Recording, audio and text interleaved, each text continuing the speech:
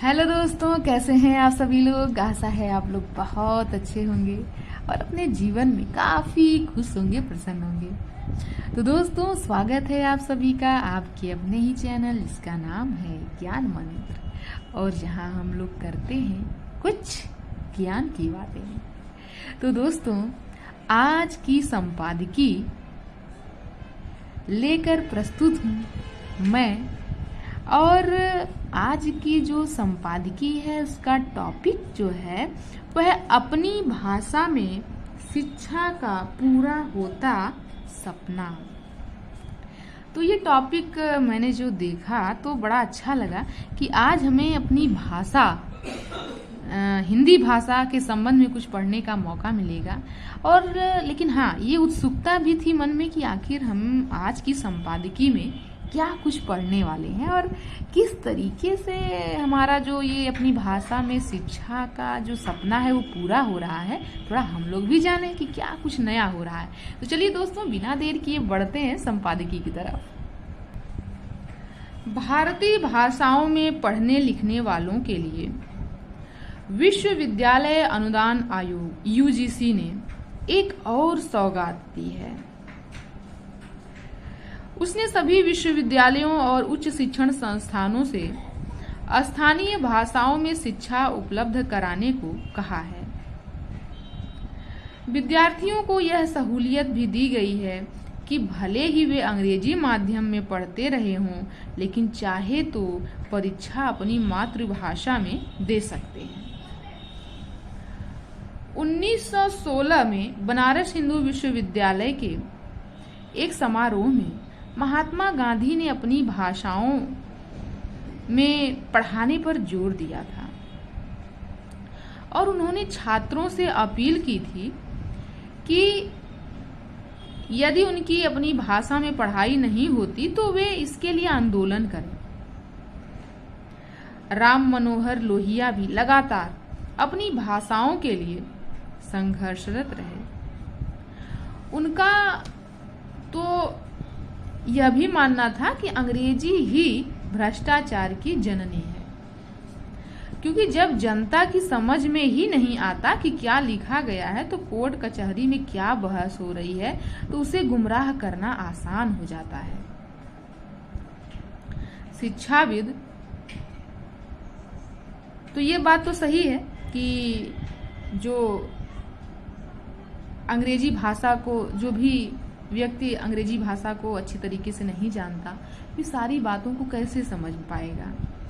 और खासकर कोर्ट कचहरी में तो अक्सर देखिए तो अधिकांश उसमें ग्रामीण जनता भी है, शहरी जनता भी है, तमाम लोग हैं। लेकिन हाँ, अंग्रेजी पर पकड़ अभी उस हिसाब से हमारे देश में नहीं है। तो ये बिल्कुल सटीक है यहाँ पर जो भी बात है।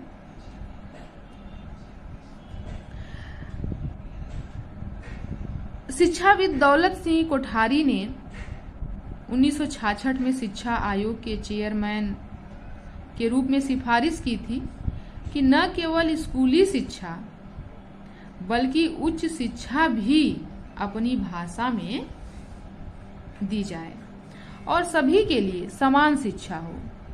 लेकिन इस बीच यह सपना इतना कमजोर होता गया कि कई निजी स्कूलों में हिंदी बोलना भी अपराध घोषित कर दिया गया। अफसोस की बात तो यह है कि स्वतंत्रता और अभिव्यक्ति की आजादी की दुहाई देने वाले बुद्धिजीवी सिर्फ देखते रहे। प्रत्येक स्वाभिमान देश का आत्मा कभी न कभी जागता है। शायद भाषा के मामले में अब समय आ गया है। पिछले कुछ वर्षों में ऐसे अनेक कदम उठाए गए जिससे गांव के गरीब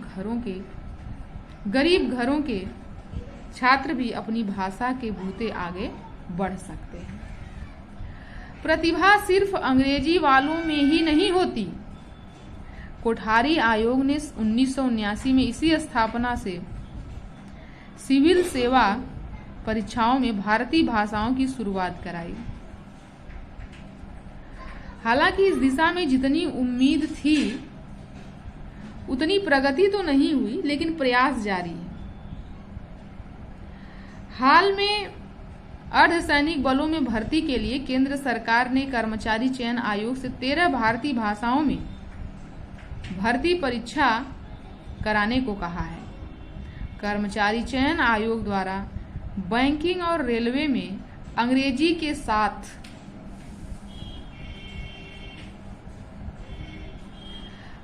के साथ हिंदी और दूसरी भाषाओं में भर्ती परीक्षा कराने की शुरुआत कई वर्ष पहले हो चुकी है।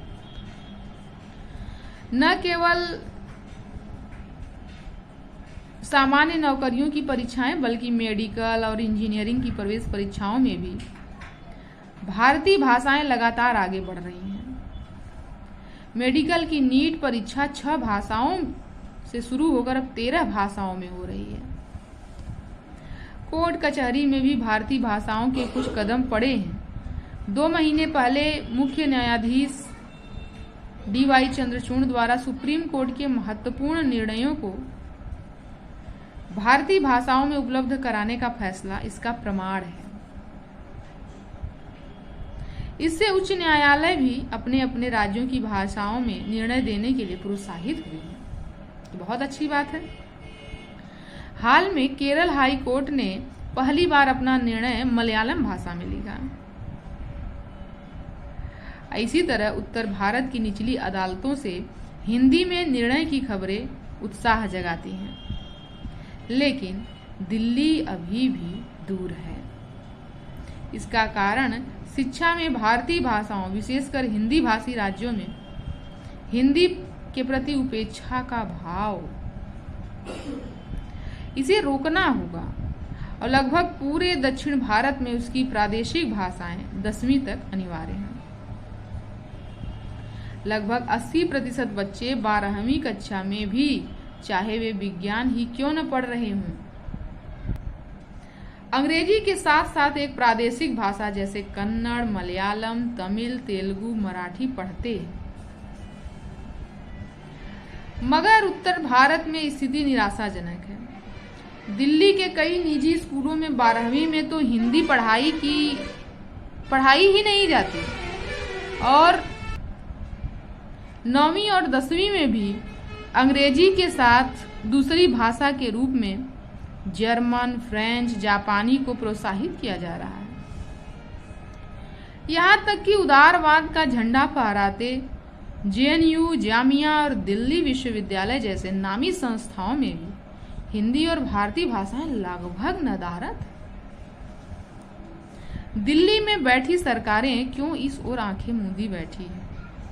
अंग्रेजी और विदेशी भाषाओं को पढ़ाने के कारण ही शिक्षा निजी क्षेत्र में एक धंधा बनती जा रही है। आजकल दिल्ली और पंजाब की सरकारों में अपने शिक्षकों को फिनलैंड भेजने की होड़ मची है। फिनलैंड की शिक्षा का सबसे महत्वपूर्ण पक्ष अपनी भाषा में शिक्षा। क्या दिल्ली सरकार इसे शुरू भी कर पाई? फिनलैंड की शिक्षा का एक अन्य महत्वपूर्ण पक्ष है योग्य शिक्षकों की भर्ती। इस दौरान उन्हें मनोविज्ञान, बाल विज्ञान, विषय ज्ञान से जुड़ी कई परीक्षाओं से गुजरना होता है। हमारे देश में शिक्षकों की भर्ती के तरीके से हम सब वाकिफ हैं। बंगाल इसका ताजा उदाहरण है। जाहिर है, केवल विदेश में चंद लोगों को भेजने से शिक्षा का स्तर तो नहीं सुधर सकता। विदेशी विश्वविद्यालयों की शुरुआत कहीं अंग्रेजी की दौड़ को और तेज न कर दे, इसीलिए सरकार और समाज दोनों को सचेत रहने की जरूरत है। इन्हीं सब कारणों से देश में शिक्षा का स्तर लगातार गिरता गया है। बच्चों में रचनात्मकता और ज्ञान के प्रति नवोन्मेष भी समाप्त हो रहा है। महात्मा गांधी ने कहा था कि विदेशी भाषा का दबाव छात्रों को रट्टू तोता बना देता है। इससे उनकी रचनात्मकता बाहर नहीं आ पाती।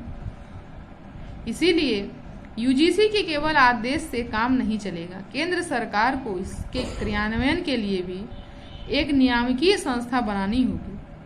यहाँ किसी भाषा को लादने का प्रश्न नहीं है, बल्कि शिक्षा, शोध, प्रशासन और न्यायालय में भारतीय भाषाओं में उस लोक का हक दिलवाना है जिसे हम लोकतंत्र कहते हैं। तो दोस्तों, आज का यह संपादकीय लेखक शिक्षाविद एवं पूर्व प्रशासक हैं जिनका नाम है प्रेमपाल शर्मा। तो प्रेमपाल शर्मा जी का यह टॉपिक हिंदी भाषा पर जोर देते हुए कि दिल्ली जो कि हमारी राजधानी है, वहाँ पर हिंदी भाषा को प्रोत्साहन नहीं दिया जा रहा है, ये तो बहुत ही आश्चर्य की बात है। हमें अन्य भाषाओं का ज्ञान होना चाहिए, ये तो अच्छी बात है। हमें अंग्रेजी भाषा का ज्ञान होना चाहिए, अन्य भाषाओं का ज्ञान है तब भी अच्छा है, पर हमें अपनी मातृभाषा का ज्ञान न हो, ये कहाँ तक अच्छी बात है। तो इसीलिए हमें पहले अपनी मातृभाषा पर ध्यान देना है और उसके बाद अन्य भाषाओं को सीखना है। तो चलिए दोस्तों, आज का यह संपादकीय लेख हमें बहुत कुछ सिखा गया और हमें अपने मातृभाषा के प्रति प्रेरित भी किया। तो आज का संपादकीय लेख यहीं समाप्त करते हैं। मिलते हैं नए वीडियो में नए संपादकीय लेख के साथ। धन्यवाद।